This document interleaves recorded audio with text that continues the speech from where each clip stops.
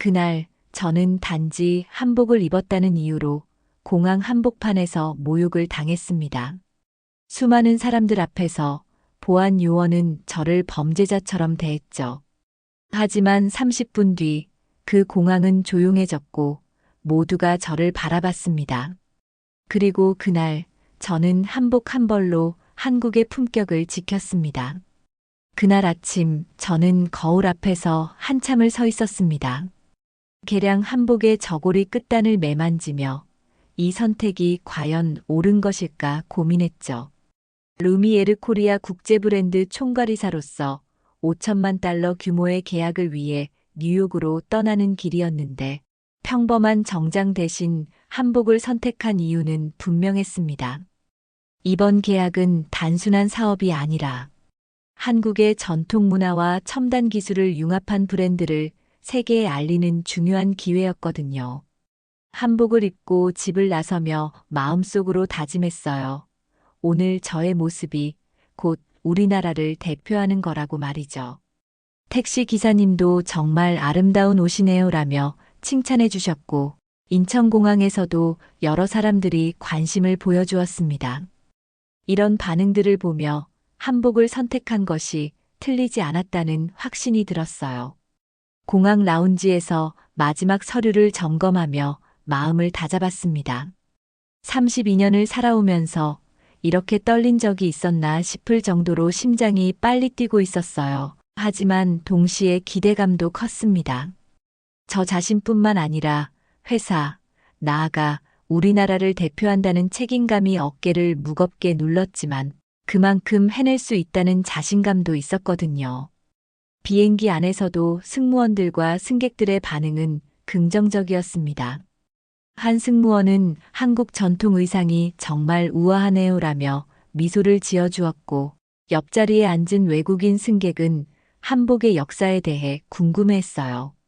저는 기꺼이 우리 전통 의상의 아름다움과 의미에 대해 설명해 드렸습니다.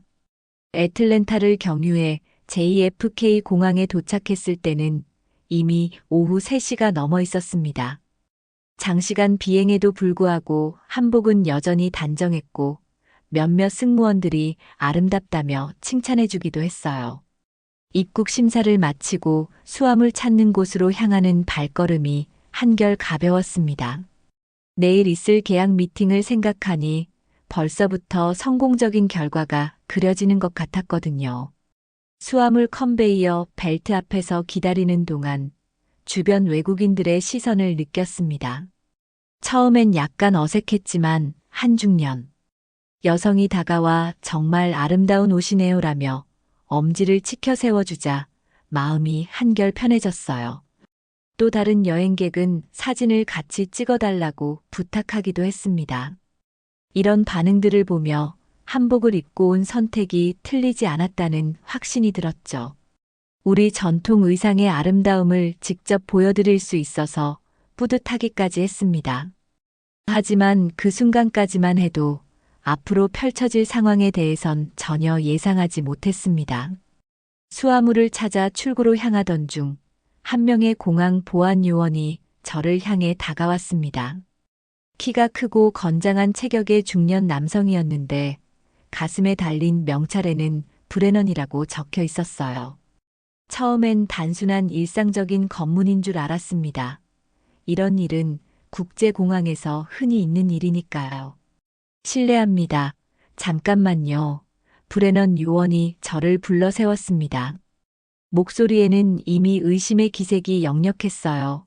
그 옷이 뭔가요? 한복입니다. 한국의 전통 의상이에요. 저는 최대한 정중하게 대답했습니다. 그런데 그의 표정에서 뭔가 불편한 기운을 느꼈어요. 마치 저를 잠재적인 위험 인물로 보는 듯한 시선이었거든요. 하지만 저는 여전히 이런 일이 흔히 있는 일상적인 보안 검문이라고 생각했습니다. 한복이라고요? 그 치마가 참 풍성하네요. 그 안에 뭘 숨겼나요? 브레넌 요원의 질문은 점점 더 공격적으로 변해갔습니다. 주변 승객들이 하나둘씩 저희 쪽을 쳐다보기 시작했어요. 저는 당황스러웠지만 침착함을 유지하려 노력했습니다. 숨긴 것은 아무것도 없습니다. 이건 그냥 전통 의상의 디자인일 뿐이에요. 보시다시피 저는 정당한 목적으로 입국한 사업가입니다. 저는 여권과 1등석 항공권, 그리고 내일 계약 미팅 관련 서류들을 보여드렸습니다. 분명히 제 신분과 목적을 증명하기에 충분한 서류들이었어요. 하지만 브레넌 요원은 서류들을 대충 훑어보고는 콧방귀를 뀌었어요. 서류야 누구든 만들 수 있죠. 문제는 그 이상한 옷입니다. 그의 말투는 점점 더 무례해졌습니다. 테러리스트들이 요즘 온갖 방법을 다 쓴다는 거 모르세요? 저는 귀를 의심했습니다. 테러리스트라니요? 단지 한복을 입었다는 이유만으로 이런 모욕을 당해야 한다는 게 믿어지지 않았어요. 주변 승객들의 시선이 더욱 따가워졌고 몇몇은 스마트폰을 꺼내 저희 상황을 촬영하기 시작했습니다. 저는 부끄러움과 분노가 동시에 치밀어 올랐지만 여전히 예의를 지키려 애썼어요. 요원님, 저는 루미에르 코리아의 임원이고 내일 중요한 사업 미팅이 있습니다. 이 옷은 저희 회사가 추진하는 한국 문화 브랜드와 관련이 있어요. 여기 회사 명함도 있고 계약서 사본도 가지고 있습니다. 저는 가방에서 추가 서류들을 꺼내며 설명했습니다. 하지만 제 설명은 그에게 전혀 통하지 않는 것 같았습니다. 오히려 더욱 의심스럽다는 표정을 짓더군요. 그때부터 저는 이 상황이 단순한 보안 검문이 아니라는 걸 깨달았어요. 뭔가 잘못된 방향으로 흘러가고 있었습니다. 브레넌 요원의 태도는 더욱 거칠어졌습니다. 마치 저를 범죄자 취급하듯 큰 소리로 말하기 시작했어요. 주변 승객들이 모두 저희를 주시하고 있었고 저는 수치심과 분노로 온몸이 떨렸습니다. 하지만 동시에 이 상황이 얼마나 부당한지도 명확하게 인식하고 있었어요. 공무집행을 방해하시면 체포될 수도 있다는 거 아시죠? 브레넌 요원이 협박조로 말했습니다. 그 이상한 옷 때문에 보안 검색을 받아야 합니다. 저항하지 마세요. 그의 목소리는 고의적으로 크게 하여 주변 사람들이 모두 들을 수 있게 했어요. 저는 깊게 숨을 들이마셨습니다. 이런 상황에서 화를 내면 오히려 역효과만 날 것 같았거든요. 요원님, 저는 법을 어긴 적이 없습니다. 1등석 티켓도 있고 정당한 사업 목적으로 입국했어요. 무엇이 문제인지 구체적으로 설명해 주세요.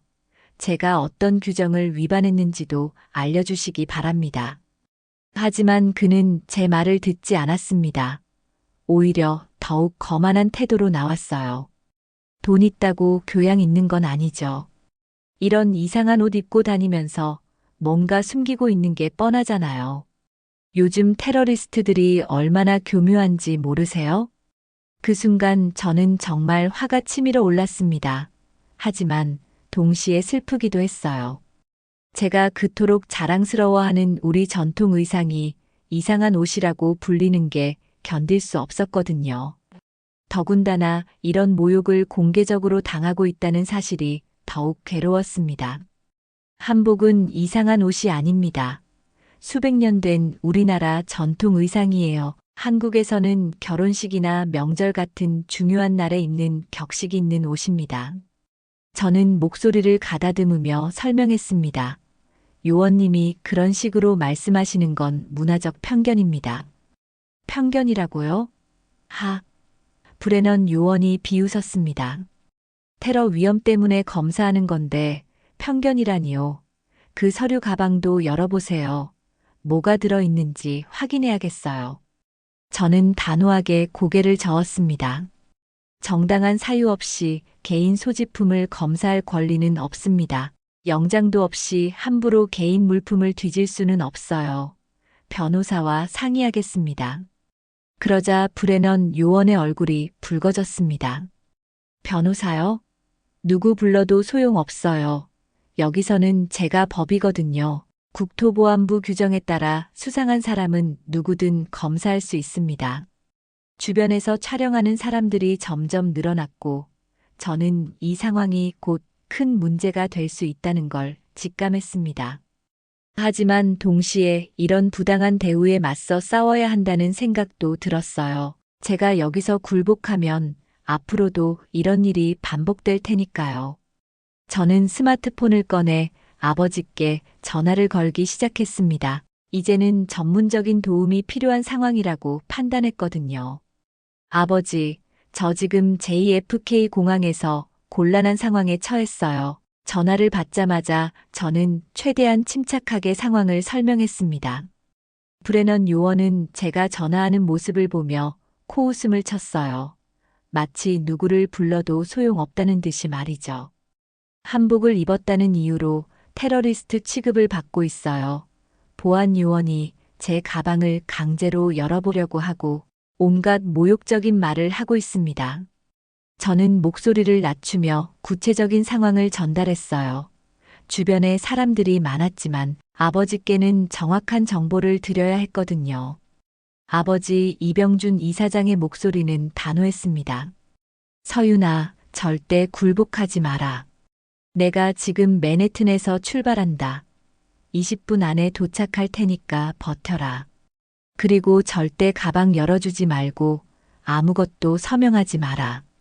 그리고 곧바로 전화를 끊으셨어요.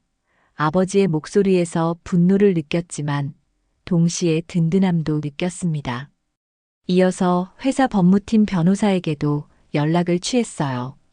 김 변호사님, 지금 즉시 JFK 공항으로 와주세요. 부당한 인종차별적 대우를 받고 있습니다. 상황이 심각해요. 변호사는 즉시 출발하겠다며 절대 서류 가방을 열어주지 말라고 조언했습니다. 또한 모든 대화를 녹음하라고도 했어요. 브레넌 요원은 저의 전화 통화를 듣고는 더욱 비아냥거렸어요. 아빠한테 전화했나요? 변호사도 부르고요. 그래봤자 소용없어요. 여기는 미국이고 보안이 최우선이거든요. 누가 와도 규정은 규정입니다. 하지만 저는 더 이상 그의 말에 흔들리지 않았습니다. 오히려 이런 부당한 대우를 받는 상황 자체가 저에게 힘을 주고 있었어요. 제가 옳다는 확신이 있었거든요. 한복을 입었다는 이유만으로 테러리스트 취급을 받을 이유는 없었습니다. 주변 승객들 중 몇몇은 저에게 동조하는 눈빛을 보내주기도 했어요. 한 젊은 여성은 저 요원이 너무 심하다며 작은 소리로 중얼거렸고 나이 든 남성은 고개를 저으며 안타까워했습니다. 한 아시아계 여성은 다가와서 힘내세요. 당신이 옳아요라고 속삭여주기도 했어요. 이런 반응들을 보며 저는 제가 혼자가 아니라는 걸 느꼈습니다. 정말 끝까지 버틸 거예요? 브레넌 요원이 다시 협박했습니다. 그러면 더 큰 문제가 될 수도 있어요. 지금이라도 협조하면 조용히 넘어갈 수 있는데요. 하지만 계속 이런 식으로 나오면 구치소까지 갈 수도 있습니다.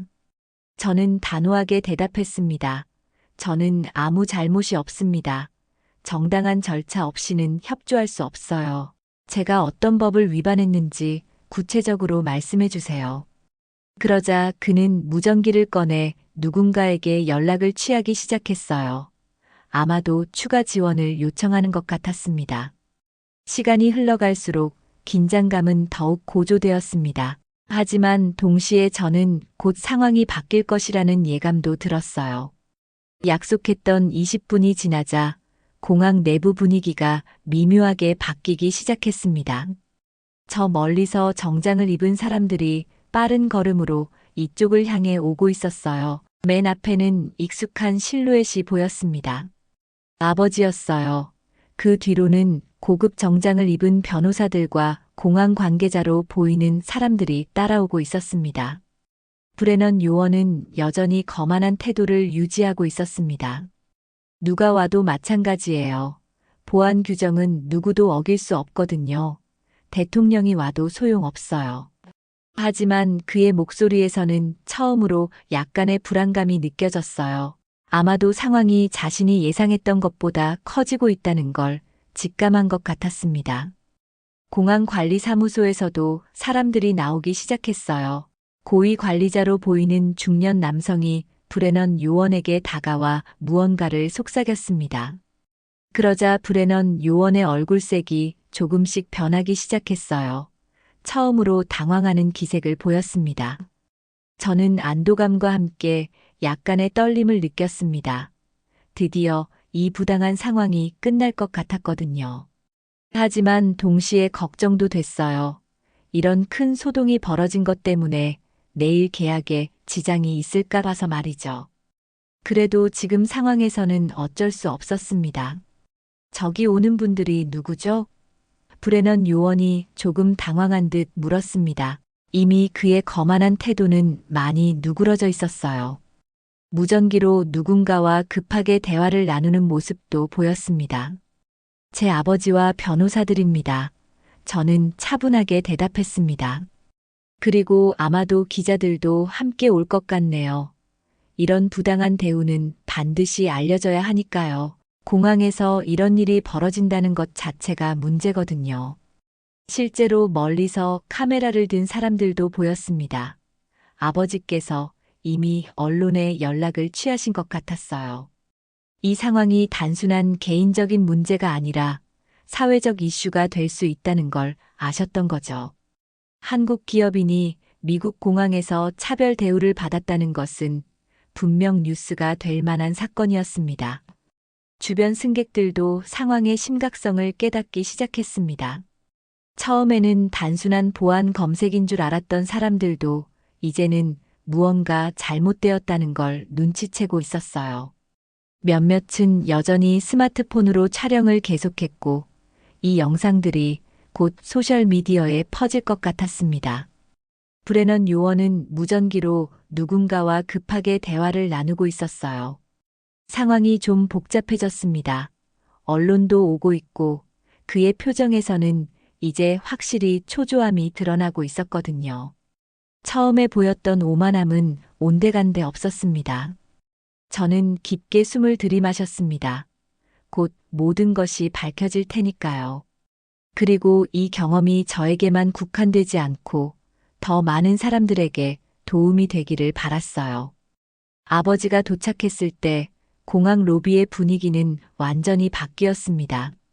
이병준 이사장 특유의 카리스마가 주변을 압도했어요. 그 뒤로는 정장을 입은 변호사 3명과 공항 고위 관리자들이 따라왔습니다. 마지막으로 기자들까지 몰려와서 상황은 예상보다 훨씬 커졌어요. 플래시가 터지고 카메라가 돌아가는 모습을 보니 이 일이 정말 큰 사건이 되었다는 걸 실감했습니다. 제 딸에게 무슨 일입니까? 아버지의 목소리는 낮지만 위험이 있었습니다. 브레넌 요원을 똑바로 쳐다보며 말씀하시는 모습에서 저는 왜 아버지가 사업계에서 존경받는 인물인지 새삼 깨달았어요. 수십 년간 국제 비즈니스를 해오신 경험에서 나오는 당당함이었습니다. 브레넌 요원은 갑자기 말을 더듬기 시작했습니다. 그냥 일상적인 보안 검색이었습니다. 의심스러운 복장 때문에. 규정에 따라 행동한 것뿐입니다. 방금 전까지의 거만한 태도는 완전히 사라져 있었어요. 의심스러운 복장이라고요? 대표 변호사가 날카롭게 끼어들었습니다. 한국의 전통 의상이 의심스럽다는 말씀인가요? 이건 명백한 인종차별적 발언입니다. 또한 정당한 사유 없이 개인의 소지품 검사를 강요한 것도 헌법 수정제사조 위반입니다. 공항 관리자가 급히 나서서 상황을 정리하려 했어요. 죄송합니다. 이런 일이 발생해서 정말 유감입니다. 즉시 조사하겠습니다. 저희 공항의 정책과는 맞지 않는 행동이었습니다. 하지만 변호사는 멈추지 않았습니다. 이미 연방 차원의 조사를 요청했고 형사 고발도 준비 중입니다. 또한 이 사건으로 인한 계약 지연 손해배상도 청구할 예정입니다. 그리고 언론을 통해 이 사건의 전말을 공개할 계획입니다. 브레넌 요원의 얼굴이 창백해졌어요. 이제야 자신이 얼마나 큰 실수를 했는지 깨닫는 것 같았습니다. 저는 그냥 규정에 따라 행동한 것뿐입니다. 악의는 없었어요. 규정이 인종차별을 허용합니까? 아버지가 차갑게 물으셨습니다. 제 딸을 테러리스트라고 부르는 게 규정입니까? 한복을 이상한 옷이라고 모독하는 게 규정입니까? 그 순간 공항 최고 관리자가 나타났습니다. 급하게 달려온 모습이었어요. 그는 즉시 브레넌 요원에게 다가가서 뭔가를 속삭였습니다. 브레넌 요원의 표정이 완전히 굳어졌어요. 브레넌 요원, 당신은 지금부터 직위 해제입니다. 관리자가 공개적으로 선언했습니다. 대기발령 조치하고 즉시 내부 조사를 받게 될 것입니다. 또한 인권위원회 조사도 받아야 합니다. 주변 사람들 사이에서 웅성거림이 일었어요. 브레넌 요원은 아무 말도 하지 못하고 그 자리에 서 있었습니다. 방금 전까지 거만하게 굴던 모습은 온데간데 없었어요. 공항 측에서는 공식 사과문을 발표하겠다고 약속했고, 재발 방지를 위한 직원 교육 시스템도 개선하겠다고 했습니다. 다음 날 아침 호텔 방에서 눈을 뜨자마자 저는 스마트폰을 확인했습니다.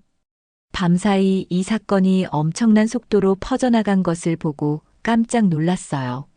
뉴욕타임스, 블룸버그, CNN, 워싱턴 포스트 등 주요 언론사들이 모두 이 사건을 다뤘습니다. 심지어 BBC와 가디언 같은 해외 언론도 보도했더군요. 한국 전통의상 입은 기업인 뉴욕 공항에서 인종차별 당해라는 제목의 기사들이 쏟아져 나왔어요. 특히 제가 침착하게 대응하는 모습을 담은 동영상이 소셜미디어에서 바이럴되고 있었습니다. 트위터에서는 한복은 테러복이 아니다라는 해시태그가 트렌딩에 올라 있었고, 수많은 사람들이 저를 응원하는 댓글을 달아주었어요. 인스타그램에서는 세계 각국의 사람들이 자신들의 전통 의상 사진을 올리며 연대의식을 표현하고 있었습니다. 인도의 사리, 일본의 기모노, 스코틀랜드의 킬트, 아프리카의 다양한 전통 의상들이 전통적인 아름다움이라는 해시태그와 함께 올라왔어요. 한복의 아름다움에 대해 관심을 표현하는 댓글들도 수없이 많았습니다. 회사에서도 연락이 쇄도했습니다. 마케팅 팀장은 이사님, 지금 회사 홈페이지 방문자 수가 평소의 20배를 넘었어요. 해외 언론에서 인터뷰 요청도 계속 들어오고 있고, 한복 관련 브랜드 콜라보레이션 제안도 여러 건 들어왔습니다라고 흥분해서 말했습니다. 아이러니하게도 어제의 모욕적인 상황이 오늘은 저희 회사에게 엄청난 홍보 효과를 가져다 준 셈이었어요. 루미에르 코리아가 추진하는 한국 문화와 기술의 융합이라는 브랜드 가치가 전 세계에 알려지게 된 거죠. 주가도 상승했고 해외 투자자들의 문의도 늘어났다고 했습니다. 하지만 더 중요한 건 한복에 대한 인식 변화였습니다. 패션 블로거들이 한복의 역사와 의미에 대해 자세히 소개하는 글을 올렸고, 뉴욕의 메트로폴리탄 박물관에서는 한국 전통 의상 전시회를 기획하겠다고 발표했어요. 유명 패션 디자이너는 한복은 단순한 의상이 아니라 문화적 자부심의 표현이며 현대적 재해석의 무한한 가능성을 가진 아름다운 예술품이라고 인터뷰에서 말했습니다. 아침 뉴스에서는 전문가들이 공항 보안과 문화적 다양성에 대해 심층 토론하는 모습도 볼 수 있었습니다. 다문화 사회에서 이런 편견은 반드시 사라져야 한다는 의견이 줄을 이뤘고, 공항 보안 교육 시스템의 전면적 개선이 필요하다는 목소리도 높았어요. 대학 교수들은 이 사건을 문화 상대주의와 인권 교육의 중요한 사례로 언급했습니다. 하버드 대학교 사회학과 교수는 개인의 용기가 어떻게 사회 전체의 인식을 바꿀 수 있는지 보여주는 훌륭한 사례라고 평가했어요. 오늘 계약 미팅을 앞두고 상대방 회사에서도 연락이 왔습니다. 최고 경영자가 직접 전화를 걸어 어제 일에 대해 깊이 유감스럽게 생각한다며 오늘 미팅에서 더욱 의미 있는 파트너십을 만들어 보자고 제안했어요. 저는 거울 앞에 서서 다시 한복을 입었습니다. 어제와 똑같은 한복이었지만 이제는 그 의미가 완전히 달라져 있었어요.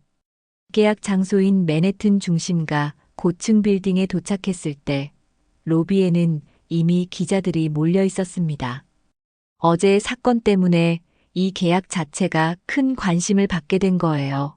저는 당당하게 한복을 입고 그들 앞을 지나갔습니다.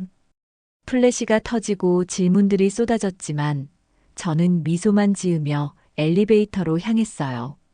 이서윤 이사님, 오늘도 한복을 입고 오신 특별한 이유가 있나요? 한 기자가 물었습니다.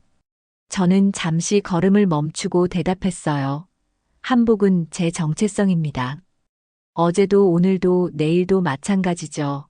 두려움 때문에 제 정체성을 숨길 이유는 없습니다. 엘리베이터에서 마지막으로 마음을 다잡았어요. 어제의 모욕적인 경험이 오히려 저에게 더 큰 힘을 줬습니다.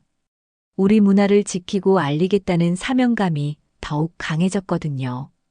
또한 이 계약이 단순한 사업적 성과를 넘어서 문화적 의미를 갖게 되었다는 것도 느꼈습니다. 회의실 문을 열고 들어서자 상대방 최고 경영자를 비롯한 임원진들이 모두 일어나서 박수로 맞이해 주었습니다. 정말 예상하지 못한 환영이었어요. 회의실 벽면에는 한국과 미국 국기가 나란히 걸려 있었고 테이블 위에는 한국 전통차와 다과까지 준비되어 있었습니다. 이서윤 이사님, 어제 일에 대해 정말 죄송합니다. 그리고 당신의 용기와 품격에 깊은 감명을 받았습니다. 최고 경영자 제임스 윌슨이 진심 어린 목소리로 말했습니다. 오늘 당신이 입고 오신 그 한복이야말로 우리가 추구하는 가치 그 자체입니다. 전통과 현대의 조화, 문화적 자부심, 그리고 편견에 굴복하지 않는 정신 말이죠. 계약 협상은 예상보다 훨씬 순조롭게 진행됐습니다. 어제의 사건이 오히려 양측의 신뢰를 더욱 깊게 만들어준 것 같았어요. 상대방은 한국 문화에 대한 깊은 관심을 표현했고 저희의 브랜드 철학에 완전히 공감한다고 했습니다.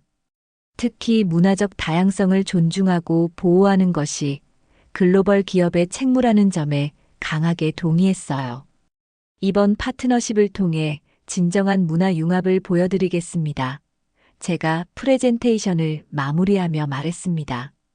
우리의 전통이 얼마나 아름답고 현대적일 수 있는지, 그리고 서로 다른 문화가 만나면 어떤 시너지를 낼 수 있는지 전 세계에 알리겠어요.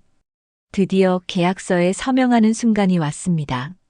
5천만 달러 규모의 이 계약은 단순한 사업적 성과를 넘어서 문화적 의미를 담고 있었어요. 서명을 마치고 악수를 나누는 순간 회의실 안에 모든 사람들이 기립박수를 쳤습니다. 그 순간 저는 정말 뿌듯했어요. 이어진 기자회견에서 저는 이렇게 말했습니다. 이 한복은 제 정체성이며 동시에 우리 파트너십의 정신을 상징합니다. 서로 다른 문화가 만나 더 아름다운 것을 만들어낼 수 있다는 믿음, 그리고 편견을 넘어서는 진정한 이해와 존중 말이죠. 질문하는 기자들 앞에서 저는 당당했습니다. 어제의 경험은 분명 고통스러웠지만 결과적으로는 더 큰 의미를 가져다 줬어요. 세상의 편견은 때로는 조용한 품격과 굳은 신념 앞에서 무너집니다. 그리고 그 무너진 자리에 진정한 이해와 존중이 자라날 수 있죠. 그날 저녁 호텔방에서 뉴스를 보며 하루를 되돌아봤습니다. 계약 성공 소식과 함께 한복에 대한 전 세계적 관심이 계속 이어지고 있었어요. 결국 진정한 승리는 계약이 아니라 우리 문화의 가치를 세상에 당당히 보여준 것이었습니다.